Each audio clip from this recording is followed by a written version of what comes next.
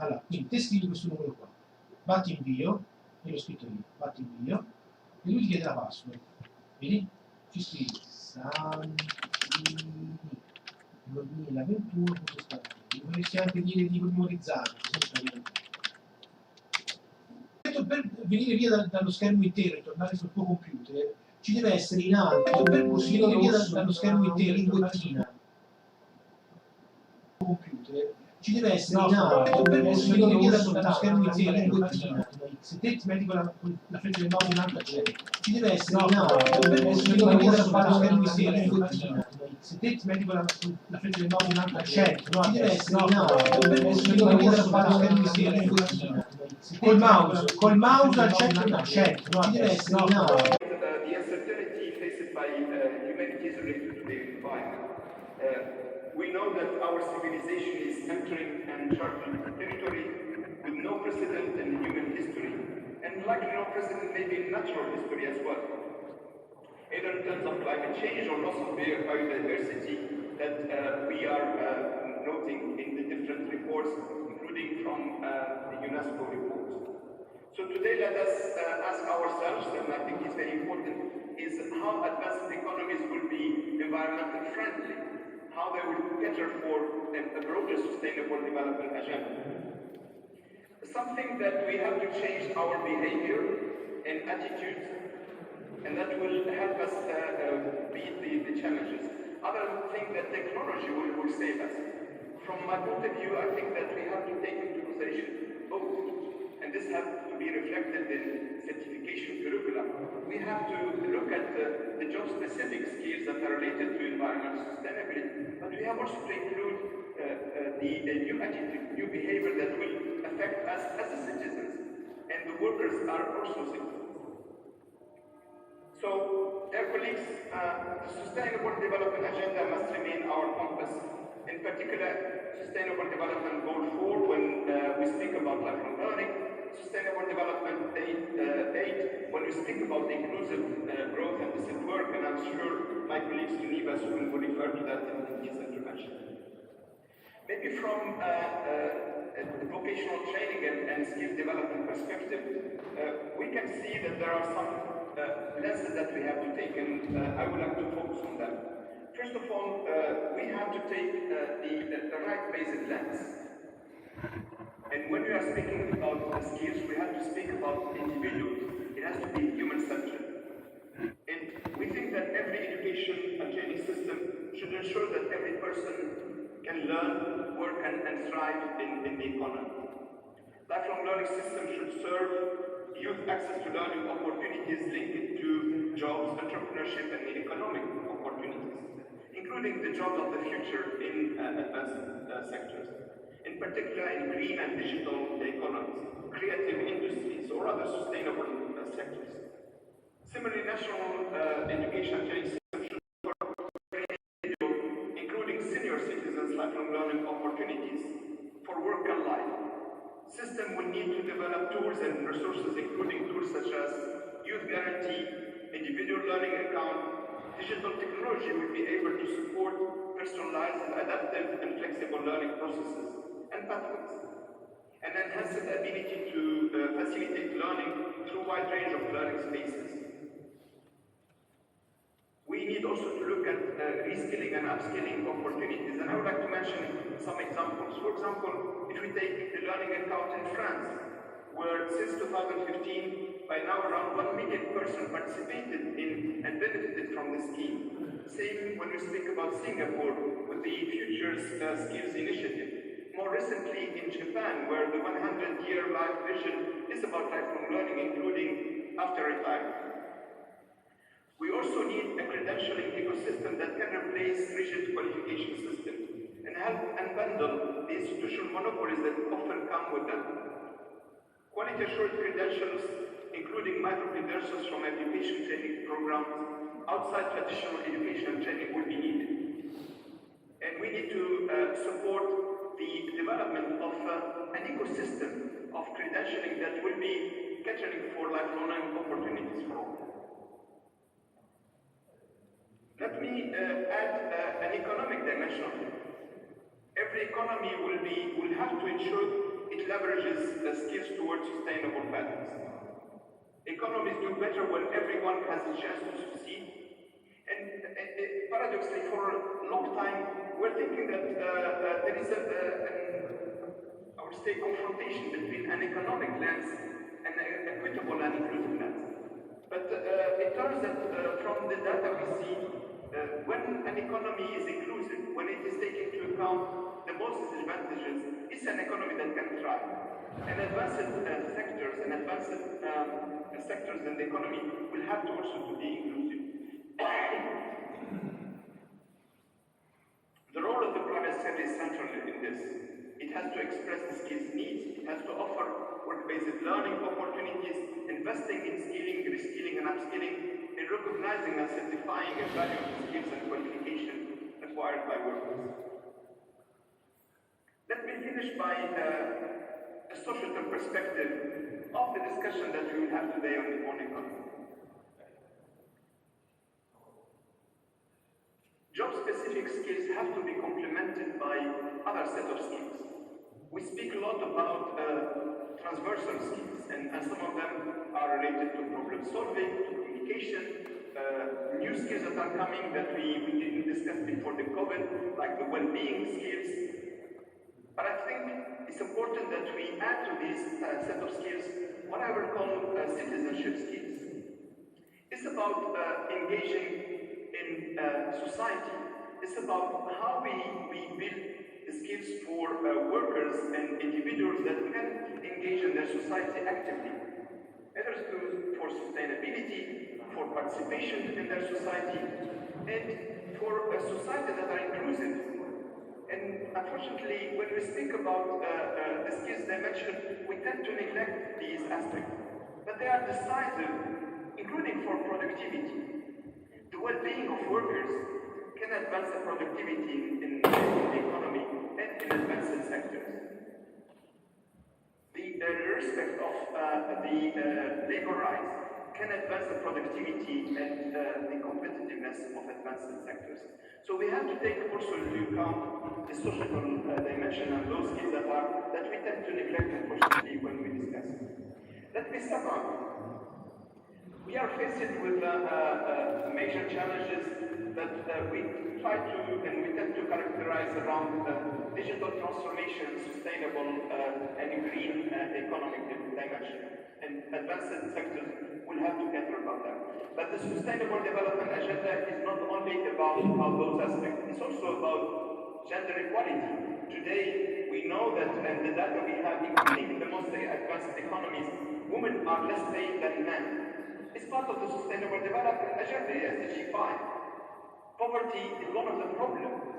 Decent work is another problem. So we shouldn't keep the discussion of the twin theme with the twin themes of digitalization and greening without taking into account the broader Sustainable Development Agenda. When we speak about the learning dimension, we have to take into account the three elements that I mentioned.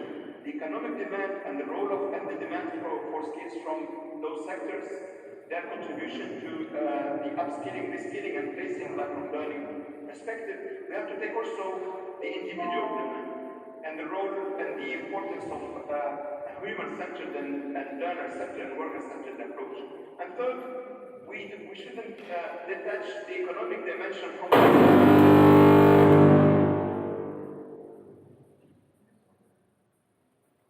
comprehensive perspective is the perspective that we are taking at UNESCO, at the UN more broadly, and I hope that our discussion today will take into account those dimensions. Thank you very much for this opportunity, and again, I'm very honored and pleased to be with you today. Over to you. Thank you very much for Mr. Chacon for this contribution, and we are absolutely honored to have you together with us today. So in your intervention, you have presented a very exhaustive overview of our global challenges, and we thank you to have underlined the importance and the role of personalized and learner-centered approach to teaching and learning to support the development, the advanced and sustainable economies.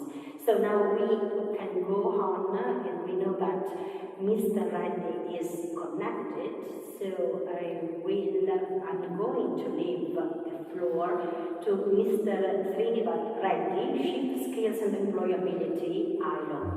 Thank you very much, Mr. Reddy, for being here with us today. I would like to compliment the message that my friend from UNESCO, Borgin, has already shared on this particular topic. I would like to share a few of key messages, and could you please confirm that you can see my screen? Is it okay? Not yet. Can you see the screen?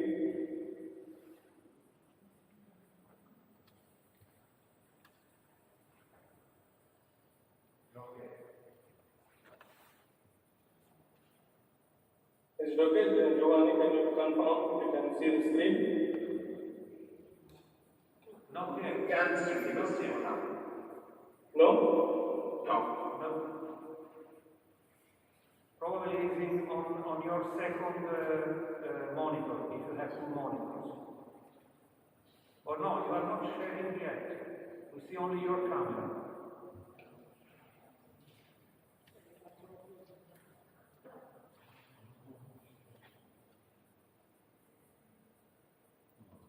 Now it is starting. Thank you very much, Srinivasan, and good morning, and thank you very much to you, Borgen, also. Good morning, thank you. Can you see the screen now? Yes, we can. Okay, thank you very much for you. Just sharing a couple of viewpoints on the future of skills and employability, as Borgin and colleagues have already covered it so well already.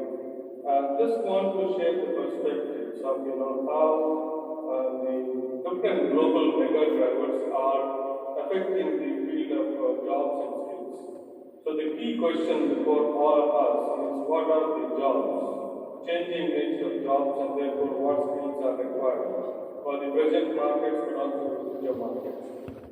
I would like to invite particular attention to these 3 Ds on top. As you can see, digitalization, decarbonization, and demographic change. These are sweeping the world with enormous changes, but also coupled with globalization and COVID-19 pandemic and massive migration. So this changing nature of work, and therefore the complete paradigm shift in terms of the demands on the people for different skills requirements. The question also I would like to place for your consideration is 3-dimensional. First of all, the availability of distinct jobs, and then matching the jobs with the set of skills required for people. But also there is a third dimension of aspirations of people. How do we take care of aspirations? So there is this paradigm of jobs, skills, and aspirations mismatch. If you look at any of the workplaces, one of the recent surveys has pointed out that 69% of the employees, the vast majority, they do not find people with the right set of skills. Paradoxically, a vast number of graduates with qualifications also do not find the jobs that suit their skills. This is such a paradox. When employers complain they are not getting the people with the right set of skills, and the graduates complain and they find it difficult to access jobs suiting to their qualifications. Then the aspirations mismatch. So when we have this kind of a qualifications mismatch and aspirations mismatch, how do we address this issue? And this is exacerbated by inequalities. People with different educational backgrounds. COVID-19 pandemic has shown that very, very clearly. The low-skilled workers have received even much more, kind of effect, adverse compared to high-skilled workers, because a lot of these people cannot telework, due to lack of access to the digital technologies and other challenges posed by infrastructure. They are far from basically attending to the jobs in these kind of situations. As I mentioned, and also Borgin has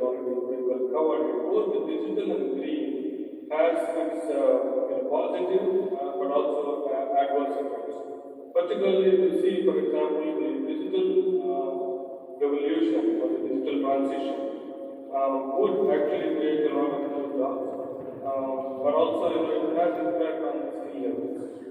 Similarly, if you look at the green as such, one of the ILO reports suggests that there can be as many as 100 million jobs created in the green economy. In fact, almost 80 million jobs may be lost, but there will be net addition of nearly 20 million jobs by 2030 to continue the investment with this.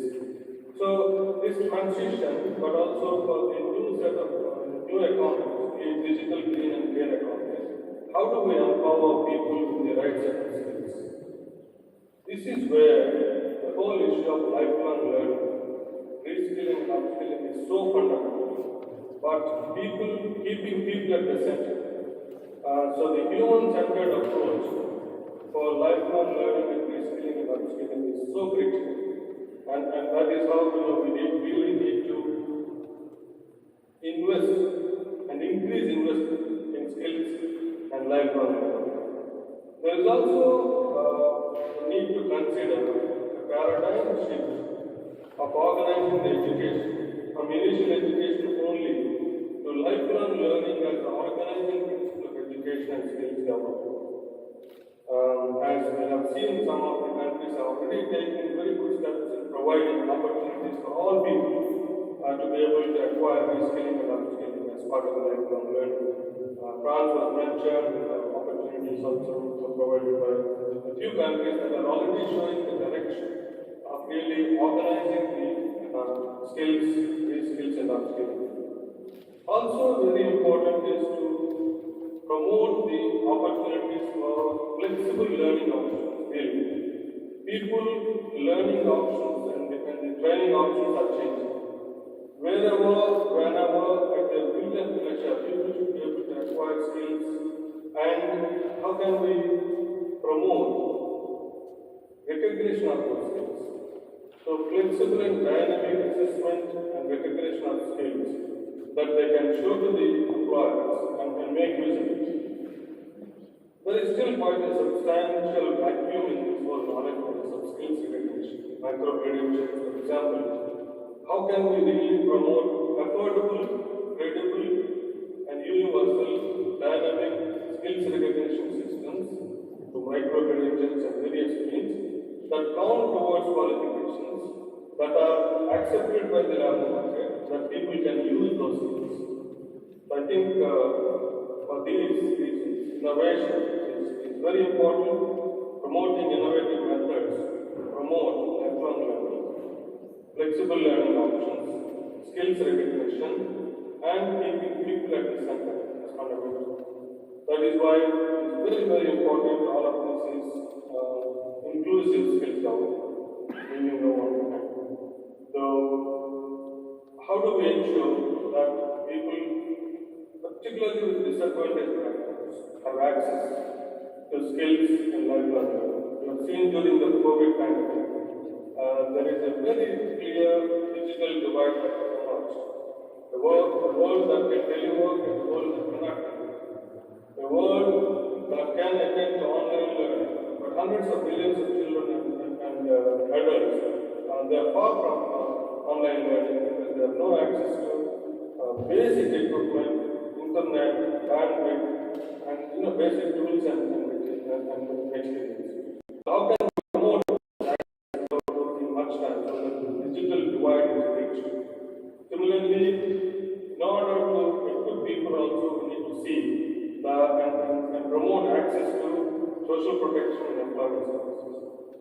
The skills to promote human security, social cohesion, and peaceful coexistence are fundamentally becoming very, very important as part of the core skills, just like the issue of digital skills and green skills are becoming core for every occupation. Not only occupation for active citizenship. So we need to promote inclusive skills development, taking particular account of disadvantaged groups like people in rural areas, people with low levels of education, persons with disabilities, but also promoting gender equality because gender divide. Identifying a more hands-on approach to skills development as one of the key plans for future policies. We are also seeing at the moment in Europe and beyond Europe that we are putting more resources than ever before on training and skills development. So it is really important that we all reflect together in events like this one today on whether we are investing in the right set of policies, because this investment is what will accompany us. As many of you know, we work mainly with countries outside of the EU, but in the neighborhood of the EU, but very diverse countries, from Northern Africa, West Balkans, to the Eastern Partnership and Central Asia. We see this diversity in countries, but we see that the needs are very much similar, and that there is growing awareness of the need to reform education and training systems. We see that there is this growing request for flexibility as an element to respond to the different challenges. And we in India have put this at the heart of our own work in terms of how we want to support countries. So if you want to conceptualize where India works is between the big important policies that we have just heard, and how do we bring them to the countries, to the practitioners, to the school level? How do we make sure that these policies translate into reforms that affect and support individuals in their growth and in their learning needs? And we do this across a number of areas. We do this very much in partnership always with the friends in the partner countries. And I'd just like to give you a few examples of the type of policies that we are engaged in, and where I think an event like this can help us find new friends, develop new partnerships, and maybe invite and some of the results that we share on the EDF open space as a resource for everybody. So, for example, we work, and we have been working already before COVID, but much more also now, on the whole area of skill relevance and anticipation. The way we do that is through sectors. So we try to look at different sectors in different countries, and as colleagues before have said, we try to bring around the table the interlocutors, both from social partners, from regional authorities, from providers of training, and understand together what is happening in that sector, what are the gaps that they are seeing, and what is needed in order to support that change. We link this to the work we do on skills development and validation across the board, because we see that very often, yes, it's true that we have these new frontiers of individual learning accounts, of personal portfolios of skills, and all of this, which is really important. We have this question of micro-credentials that is also very important, on which I think there is a lot of interesting work. But at heart, the difficult question for everybody in the field is to say, okay, but which qualification should I put in my portfolio? What should I go out and learn? And for industry and business is, where do I find the people I actually need?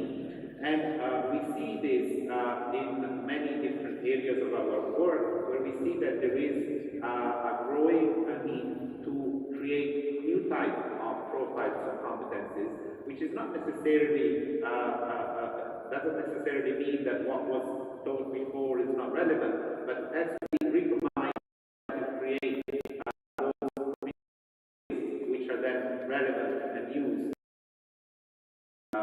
business requests that we see at the other end. So this combination is where we try to bring this role of EDF as an honest broker, looking at evidence, looking at processes, and then linking them up to the way in which national authorities or those regional authorities in some cases define and support vocational education and training. We do this also always with a focus on innovation, because obviously there is a big mass of production of competence development or so, but there is always the question of what is the most innovative areas, where do we go? And as I think was mentioned before as well, if we look at the, even just at the results of the COPs in Glasgow, we see that there is this across the board. Some of the targets which are targets on paper, and this innovation needs to come from all sorts of areas. In some of our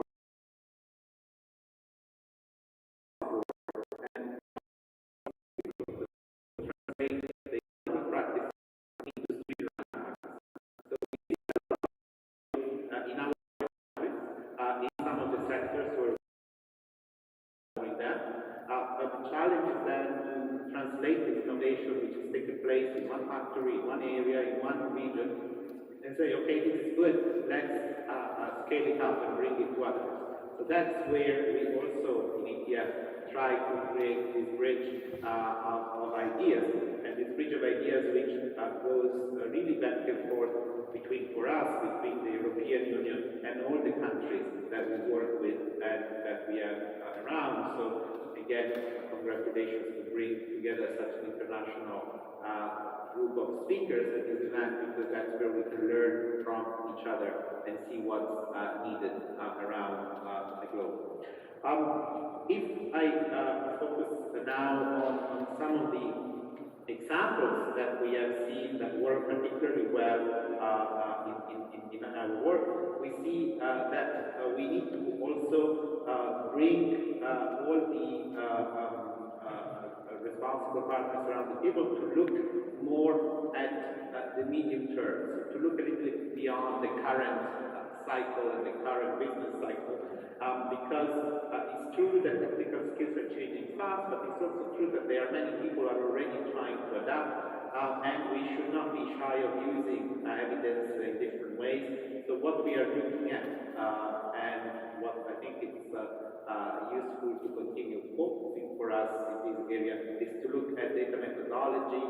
We have been looking at big data as a possibility to inform us. Our colleagues in the Statistical Agency, working with the EU countries, have also been working on this. There is a lot of interesting work there, and I think this is something that continues to be one of the focuses for the works of India going forward. The other one, which is maybe a bit more, even more ambitious, is that we feel it's still important to focus on the role of the connection between private and public providers, and in order to have reforms that are sustainable, reforms that have an impact across the system, we see that we need to take lifelong learning not just as a slogan, but break it down into its components. And we had a big conference in June looking at lifelong learning, how do we develop lifelong learning systems, what is the role of different components, and what is the role of the international community there. And we have seen at this conference, and we have just shared the final report, which is will be on our website. We see that in order to have lifelong learning systems that are transforming and supporting the needs of learners and trainees, we need to have medium-term planning. We need to have everybody around the table, and the international community as a role of catalyst and a role of bridging and sharing the best practice around. I think there, in the work that we have seen in the conference, we have seen that there is also a growing role for the collaboration.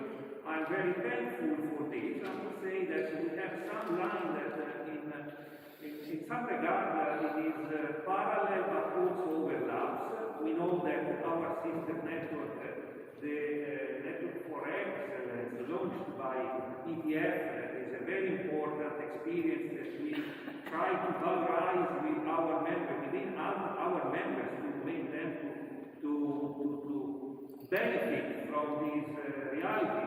It's a very outstanding example of how to improve the excellence of the Tibet centers, and we try to make this. So the first noticed by my side is that in this collaboration by our side, Manuel, then I will give you the floor, we put a lot of strong attention to valorize what you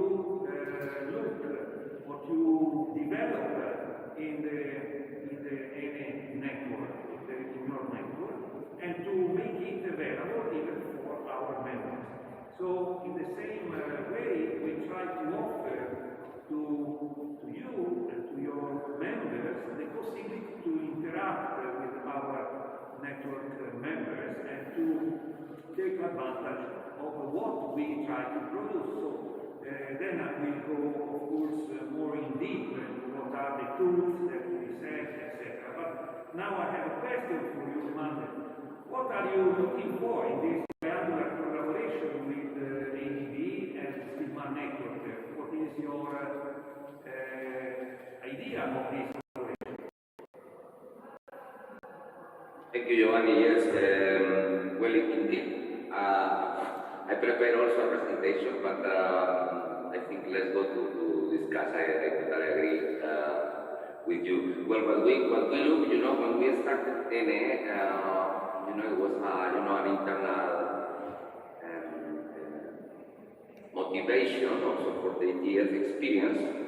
And we started in 2019, looking at the issue of excellence. So formally, let's say the NA network, which is an international one, which is European network. No, NA is ETF, Network of Excellence. And first of all, in this cooperation, we found, let's say, among ourselves, the international dimension, because as Cesare said, already introduced some interesting things for this debate. Excellence intrinsically also internationalization and international dimension intrinsically is also, let's say, an attribute for the concept of excellence when you operationalize in any sector, in any activity.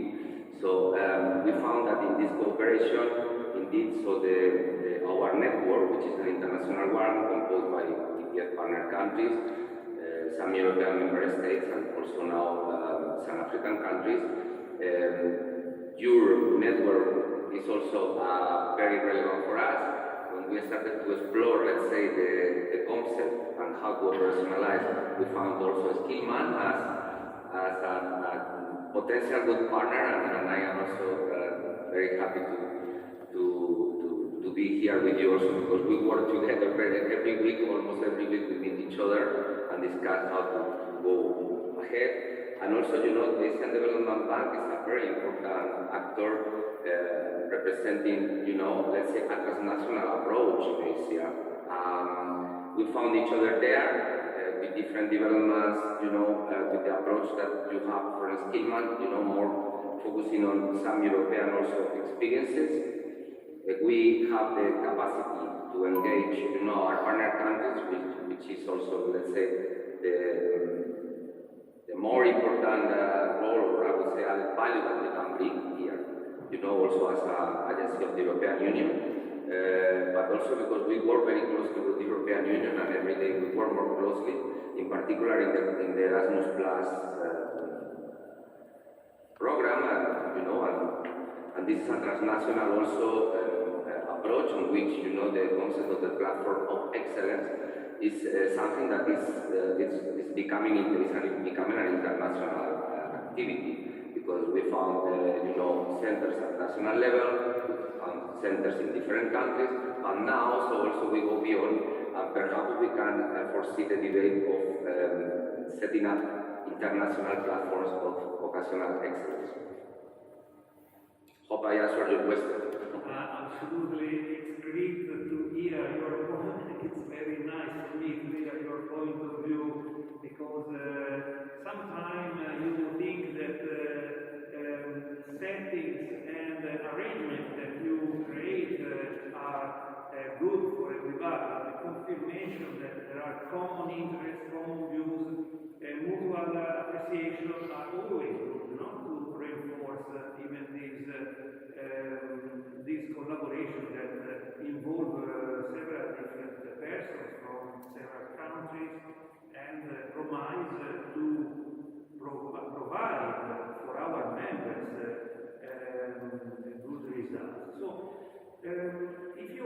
some slides, please also feel free to share the screen, Manuel, and to go on. I don't want to force you in the discussion without the support of some document. But I have another aspect that I would like to underline concerning our common efforts that are in parallel, I think, regarding one aspect that will be also presented, that is also in the program, no? The famous self-assessment tool.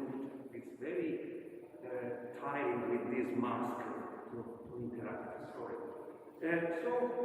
But we have to stay safe. Other people are here in front of me. So, we have two parallel actions. We try to understand what are the variables that can influence the quality of our Tibet centers. As a Skillman.eu, we have launched this self-assessment tool that is based on 25 variables, but then there will be a specific session to define better this, and my colleague Urs, Professor Holstein, will give us more detailed information. And this tool that we are developing, we have available in a way is something that overlaps your activities as EN, and also can, in a way, instead be soon. So we will go deep into this argument, and this is not the question that I have for you.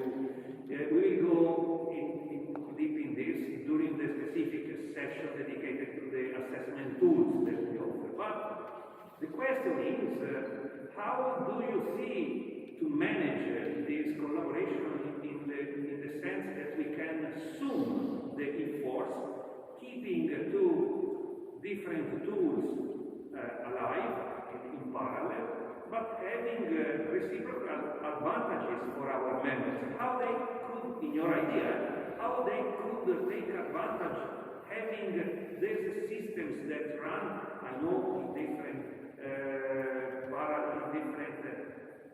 approaches, but what is your opinion, Manuel? How we can valorize these two different drives that are both at disposal of our members?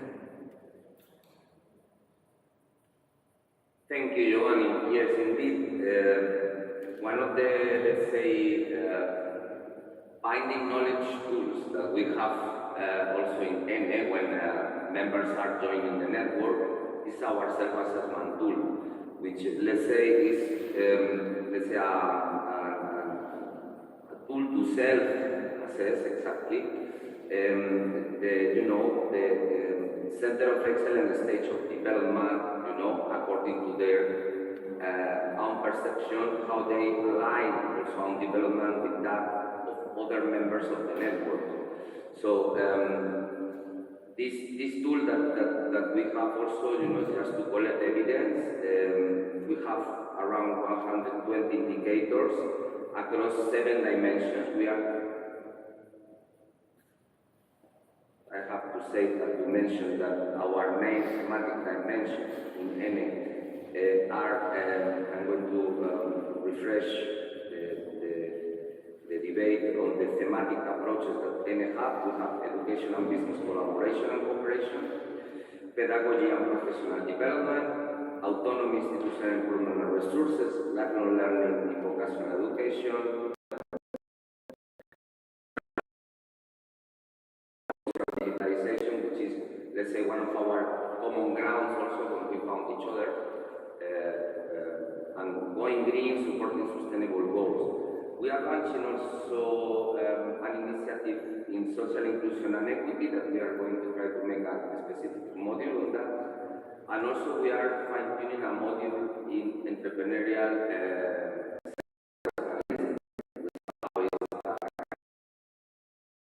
operationalize how the centers of are implementing the Entrecom approach, aware of the European Union.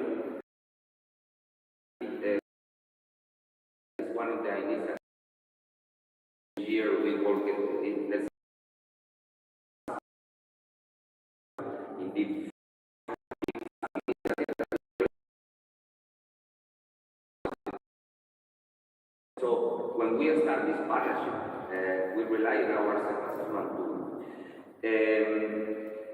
And we also see there which are the, let's say, the areas in which our Center of Excellence, they perceive they are more or less capable more capable to transfer knowledge, transfer experience, put in dialogue with the others, or there are other areas in which the government needs to be, let's say, to have a more learning role, so listening from the others. So the NSR reveals the overall level of development and the relative importance of the different dimensions, focusing on the extent to which each COBE is collaborating with others or has taken a leadership role, which is another important issue, when we make the configuration of the partnership in our initiative, according to this assessment, we are more in the position to propose this or that COBE, as leaders in the partnership, and rotate also these leaderships across the action, during the duration of the years. On your question of how we can be complementary, I would say we must be complementary, because there is not a single tool that can grasp how COBEs are operating. There is not a single template. I think what we welcome also is the diversity of approaches. I know the approaches you take. We know it very well. I think somehow it should be also a matter of, okay, we are not going to put the Center of Excellence all the time to make, let's say, questionnaires evaluation, but somehow I think they understood that this is important. For example, in our partner countries, one of the, let's say, I would say more strategic, interest for the Center of Vocational Excellence to conduct or carry out this analysis, self-analysis, is that in, the culture of self-evaluation at institutions level is still to be more developed. One of the things that we reach during these 2 years of life of NA is that our centers, their voices are taken on board, because normally the evaluations in our partner country are conducted at central level, and there is, let's say, a kind of feedback loop that should be still more improved to give more autonomy and voice to the institutions. That I think that the self-assessment is also contributing on this culture of self-evaluation of the institution, which, as we know, more developed, let's say, environments and, let's say, good performance vocational education training systems, this is already one part of the process. I think we are also in discussion with our colleagues in the Commission on how to, let's say, fine-tune this in more detailed way. And hope I answered your question, Lori. Thank you. Thank you very much. I'm very exhausted about this mask. So, yes, probably you were not thinking to this person in this way when we discussed this presentation. Sorry for changing you the card at the last moment, Manuel, but I see that now your engine is starting to be warm, and then we can proceed very, very fast now at the target. So you mentioned it, and I understood, because I know, not only because you were clear, but because I also know the background that we have. Several times we have discussed an important point. I think that this one of the self-assessment tools for us, for both, is very important. Of course that we have 2 different approaches. I also would like to say that in our approach, the self-assessment tool is based on a systematic approach to quality evaluation assessment.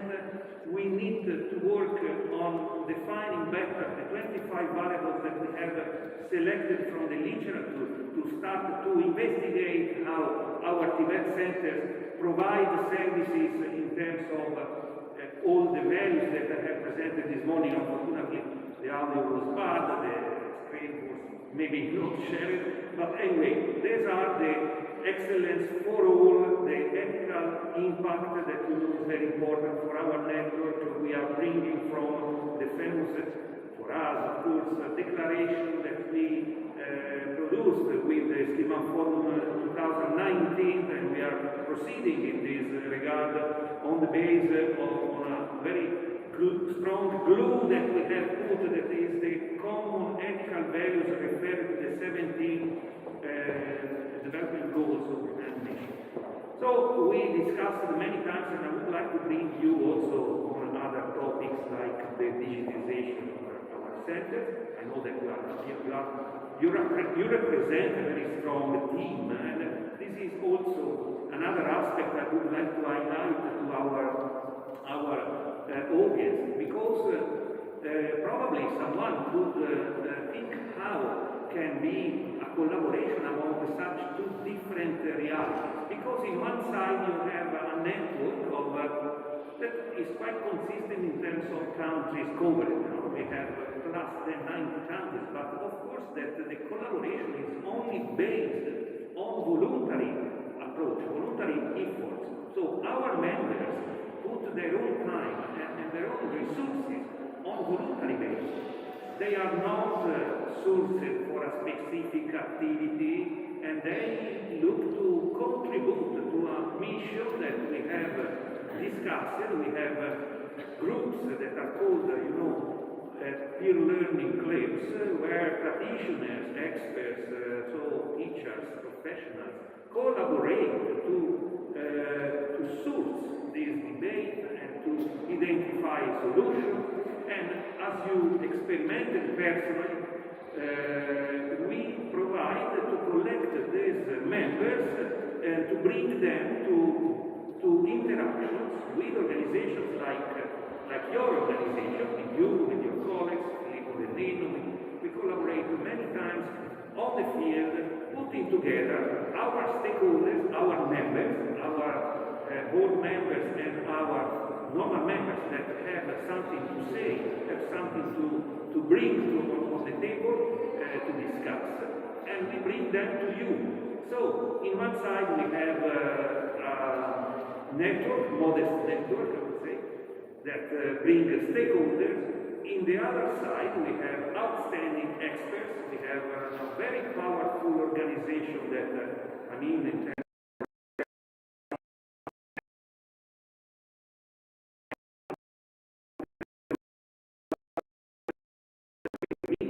So we have two different partners that have decided to collaborate. We are collaborating from, I think, 1.5 years now, or maybe even more, because COVID has changed also the perception of the time, how time passes.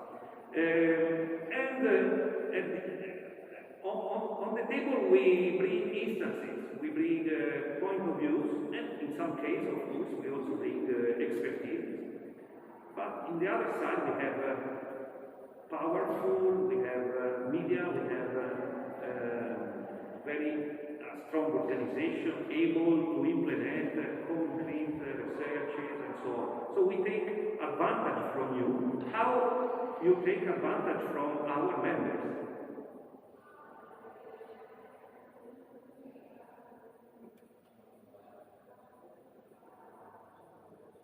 How we take advantage?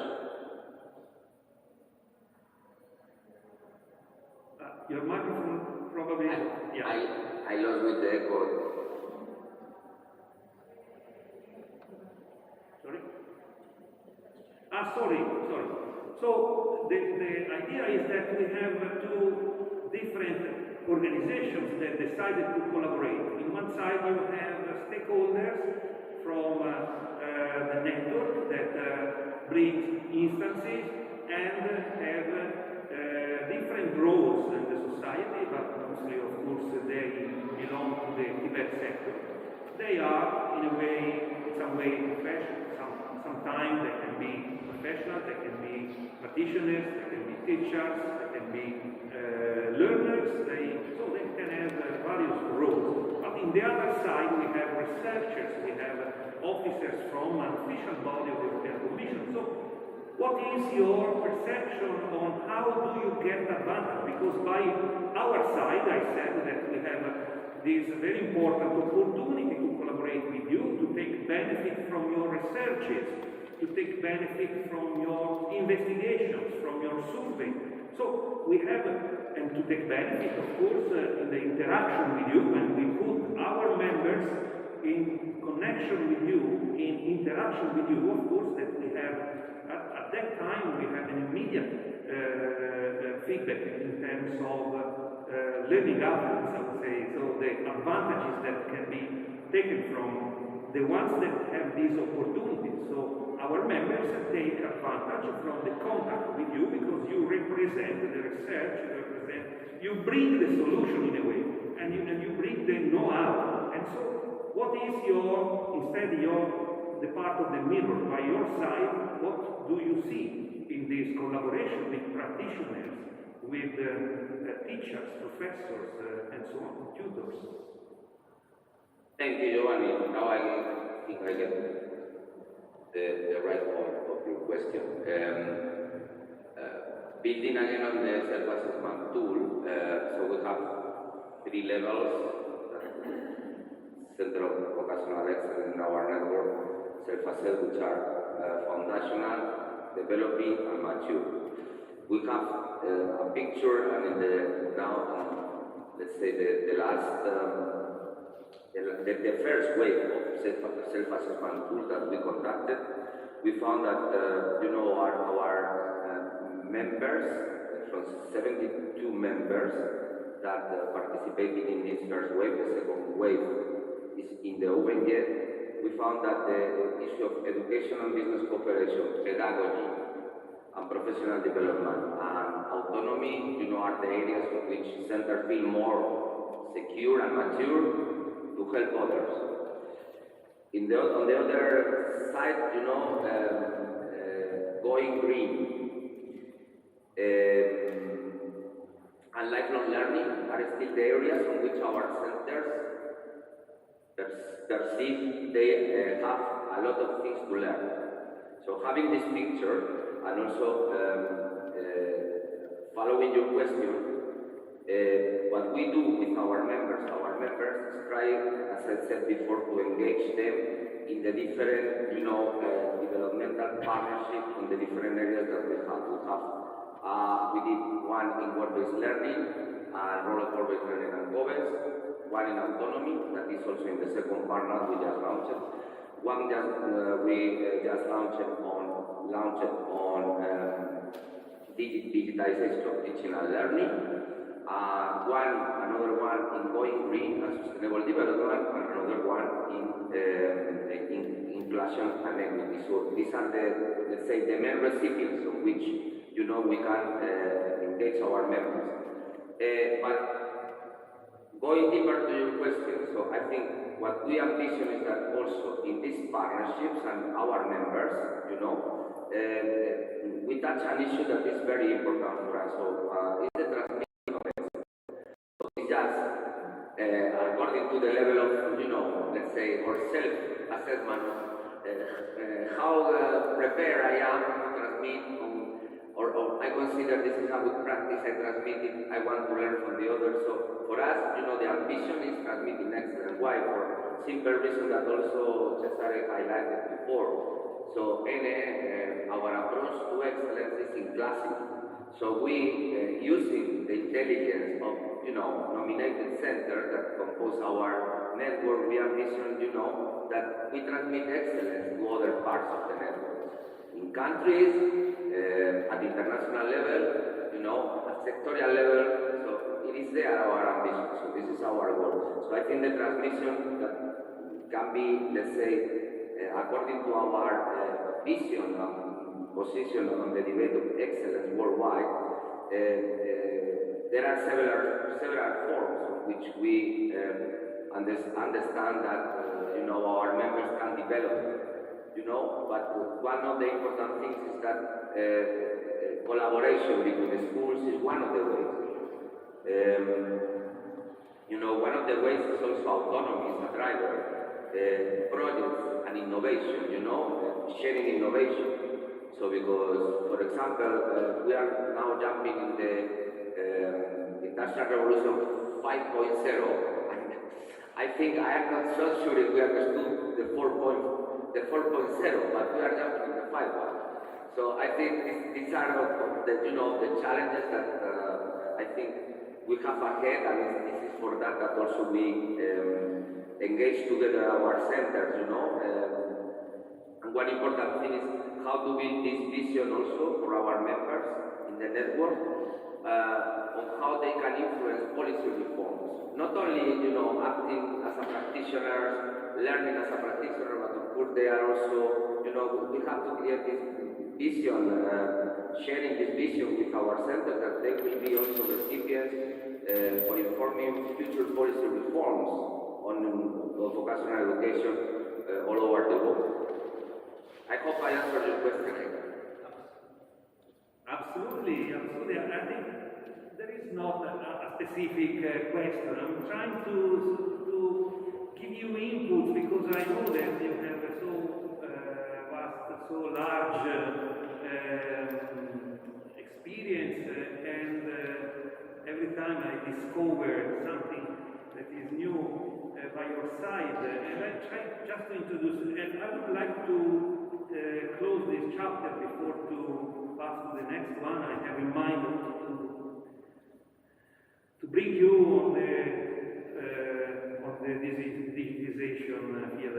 I know that you are not the one in charge of this, but if you can also give some answer on this, because by our side we have some change and some proposals, and I would like to highlight it. But also, so just to close this, could I say that our members can take advantage in this, let me say, even strange kind of collaboration among practitioners and experts, I would say. Taking this opportunity to receive from you support to excellence, not only in collaboration in peer learning labs that we have activated, but the real presence of your expert is an effort that they can receive thanks to this collaboration that we have activated. I think that this is what we have seen in the last months, because many times when we have asked you support in some specific topic, and we know that we collaborate, for example, we organize 2-3 webinars per month, and each time you show this capacity to find the proper resources, the very good experts that give this contribution on this each time different specific topic. So I think that is a very important aspect of this collaboration. By one side you have the network, by the other side you have the experts, and so we match because there is a need to go to excellence, and there is an offer of excellence of view on what excellence is, what the future of education is.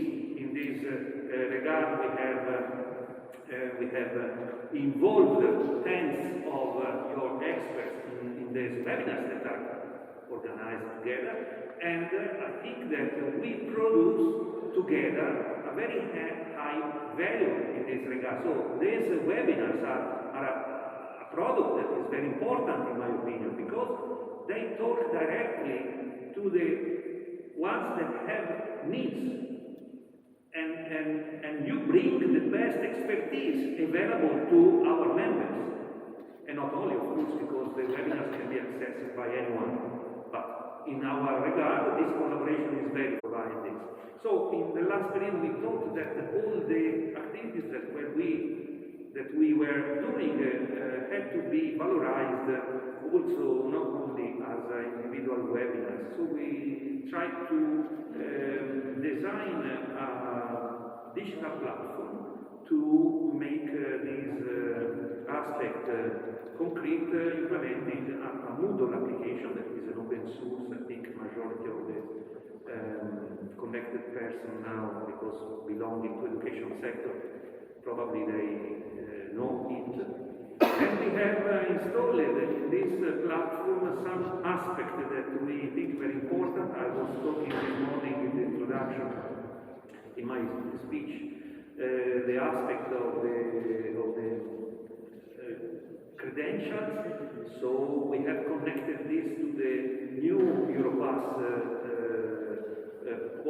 system, the portal, and which try to release digital badges directly from the Europass accreditation system to the ones that participate to our events. This is the first time that we implement concretely this, thanks to my colleagues Irina and coordinated by Maria Elena, Romanini, and other colleagues. So we are trying to go in this direction to connect the European tools like Europass to our offer of digital activities, digital learning activities. We have put in this another open source solution that is the Rocket Chat to allow people to make networking, and even in this session today we have the inauguration of this.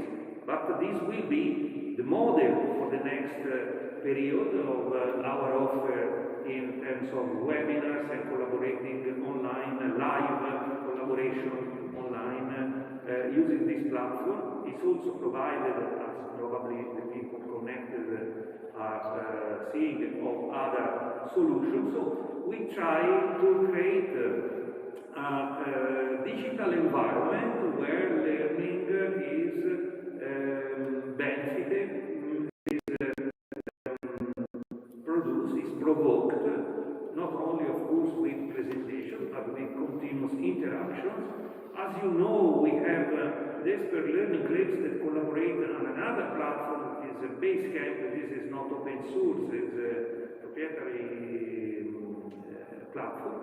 So we will try to merge all these things together. Our team that is widely distributed from Germany, Ukraine, and other Italy, so is trying to develop this solution. What is your, I know that, so your approach is totally, of course, totally different. You are not thinking only to some members, so you have different targets. But of course, in terms of digitization, what you have to remark as a vision for the future, for what is your effort in this regard? So you have, I know that you have team members that work in this. Probably we are curious even to know how you are setting this drive. Thank you, Giovanni. Yes, indeed, as I said before, for us it's very clear that digitalization is also an opportunity for excellence, and internationalization of excellence. So I think we now we are so much aware that the future, or the present, just today, so it goes around, digital solutions, platforms, so improvement of, our platforms and our web tools, etc. So this is one of the things that we are also looking at. And what we are working now in the internal kitchen, also at the institutional level, is, is a new communication plan, looking much more at the services that also are needed by centers of vocational excellence. So customing more and orienting much more, the individual needs of certain COVEs. Of course, we are building in the partnerships we are doing, and we are building also in the experience we have also with the self-assessment tool, which also, let's say, we have plans in the pipeline on how to digitalize the tool, So I think overall we are discussing on these approaches that we know very well that, and we are very much aware that can help,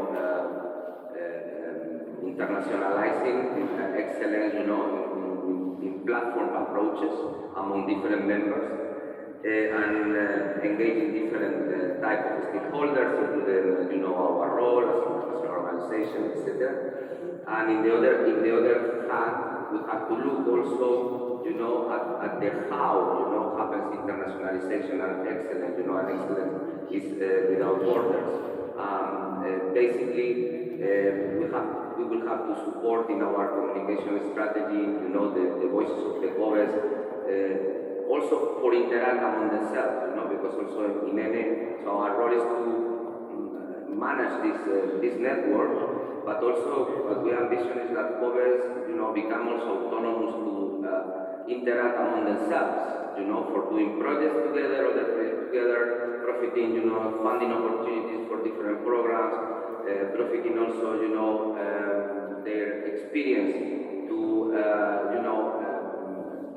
make coalitions among themselves to discuss issues that could affect one country, but could also be a problem in another country for tomorrow. So this is the purpose also, and we are preparing a new, let's say, communication strategy for NF for 2022.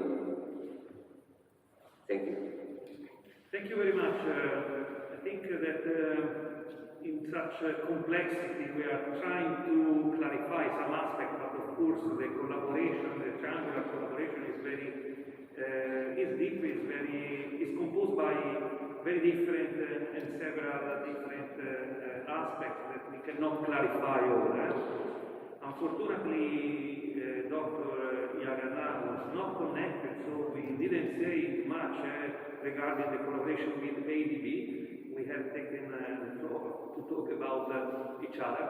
Anyway, so we have this important book that will be also presented, is in the program, and it was also an example of this triangular collaboration, because it is also involving this research and this publishing is also involving the three parts, not only, of course, even other parts, but by your side I think that it will be the Dr. Giorgio Cicinos to present the part that you have developed, but I know that also another chapter was developed by Dr. Manuela Prina, and so we have collaborated in this regard for Skillman. I'm just mentioning a little bit for ourselves. Skillman was a real great opportunity to understand even our limits, because of course when you go to investigate, to understand, then you make a picture of yourself, so you see yourself in the mirror, and you try to describe yourself. Of course that you try to always see the better part, but then you also evidence the limits of the organization. So we have contributed with different perspectives, different views, different topics, but I think this is something very concrete. This work, so bringing what is happening in the experiences at local level, discussing it, how this can fit to national policy frameworks, scaling up, which is something that also Cesare underlined before, and how this can also be part of transferring excellence at international level, comparing this is happening in other countries, to facilitate, this, common ground on which we are going to try to learn from each other, because behind this beautiful initiative on excellence is that we are more than aware that we thought that we knew everything, but what we have realized is that we need to learn every day, work together, because we are facing a lot of challenges, and we are in challenging times on which, we need each other to be together in a common goal that hopefully will be more beautiful for our children. Thank you. Thank you, Manuel. There is any question or remark from the room here? Someone will take the microphone? Yes. Thank you. Please introduce yourself, and I switch the camera, just one moment. I switch the camera to your direction, just a moment. Yes, please. I'm Nigel Lloyd. Do you want me to come nearer to you? Oh, yes. You? Okay, now I'm Yeah, it's okay. We see you now. Thank you. I'm coming from UK, and I work for a consultancy called Cancroft, and I just wanted to make a few points that have arisen from the discussions that have happened today. The first one is that traditionally I've always learnt about attitudes, skills and knowledge being what makes up competency, and I think we now have to go from those three initials of A, S and K, which were competence when taken together. I think we now need to go to 4. That fourth one is networking or linking together. So I think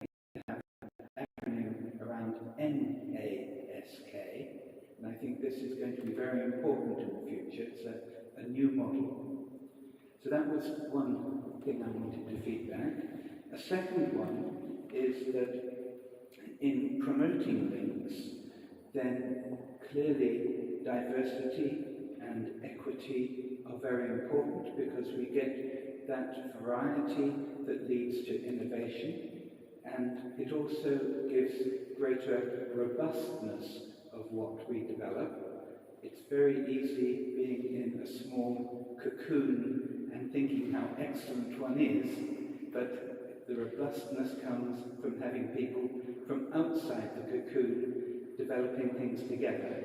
And that requires humility, because there's a great tradition, particularly in education, of arrogance. The people who are at the top feel that they know the best and that everybody else needs to learn from them. And so my third point is that education needs to become much more one of facilitating and supporting rather than telling and teaching. And I think that the Skillman network, working at the VET level, needs to very much concentrate on that, because things are changing so quickly that we need to learn from each other. Our teachers need to become the facilitators and the supporters rather than the teachers. And my last point is that I have been increasingly using a model, the 70-20-10 model, which I think people know about, that the 10% is the formal knowledge, the 20% is the informal, make sure I get this right, is the informal knowledge or informal learning, and the 70% is the non-formal. And all of my experience has been that that 70% is genuinely the dominant, and that the higher education tends to concentrate on the 10%, which means that Skillman, with its emphasis on vocational education and training, is at least adding the 20% to the 10%, so it's 1/3 of it. And now with the networking, we need to get that last 70% in there too. So those are just some thoughts that I've had brought up by this discussion this morning. Thank you very much. And well done for coping with all of the technical difficulties and staying calm. So, thank you very much, Nigel. You know how I much appreciate your suggestions, your considerations, your point of view, and I think that in this regard, the Skillman Nation, especially for the intention to organize networking, is very much engaged in this direction, in this view, and of course, the majority of our efforts looks to put stakeholders together. So we try to make it concrete, inviting stakeholders, not depending on their role or their known capacity, but what they can bring into the table of the discussion. This is also one of our models for the design of curricula, where we say that when you sit around the table where you are going to decide what are the skills for the future, you need to collect all the parts, not only the ones that think to have the knowledge, no?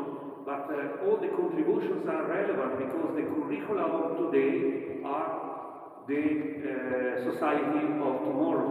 So in this view of the future society, modeled, designed, rather deciding the right skills for your territory, it's very much important, this interaction that must be horizontal and not vertical. So thank you very much to remark this. The other aspect that you also mentioned regarding the distribution of characteristics, no? And so we have also many universities that are higher education that are members of us. But of course, being Skillman, the network for skills on advanced manufacturing, we look to the organizations that are able to create not theoretical knowledge, but practical knowledge in the hands of people. I mean, it is not only with the hands, but of course, you understand me, I think, perfectly, because you are an expert more than me of this. Thank you very much. I don't know, Manuel, if you are still connected, if you would like to comment, we are going to close because time is finished. But then, before to go, there is my colleague, Valentina, I think, has to provide some information for organization and so on. So, Manuel, please.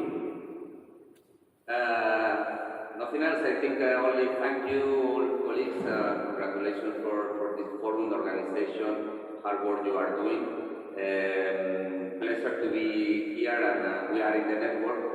So we are meeting each other today, and this is the opportunity that you are giving us also to see our faces work together. And I'm very happy and I'm open to receive your views, and you will receive mine, and that's all. Thank you. See you soon. Great. Thank you very much, Manuel.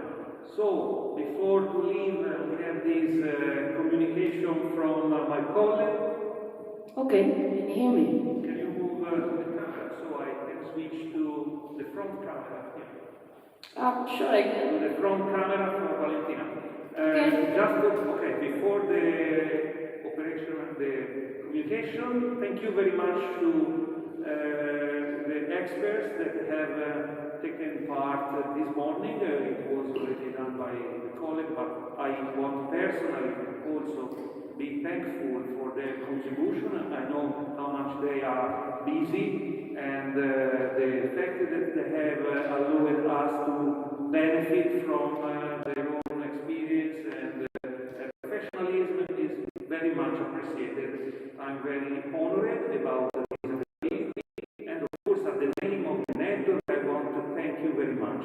The other aspect that I would like to underline, that nevertheless, all these difficulties, of course, that we have experimented in the starting, the forum provides very important contributions from many members. We have plus 100 speakers, and we expect to learn very much. I think that if you don't learn in such kind of experiences, the experience is not good. So my wish is that we can learn many things together, contaminating each other with our opinions. So we have the online chat that can be used for this. Of course, the ones that are busy to talk, it's difficult to read and to write in the chat at the same time, but I promise that even by my part, I will try to answer to the various posts that I have seen before. Please, Valentina, it's your... just a moment, I switch the camera to you.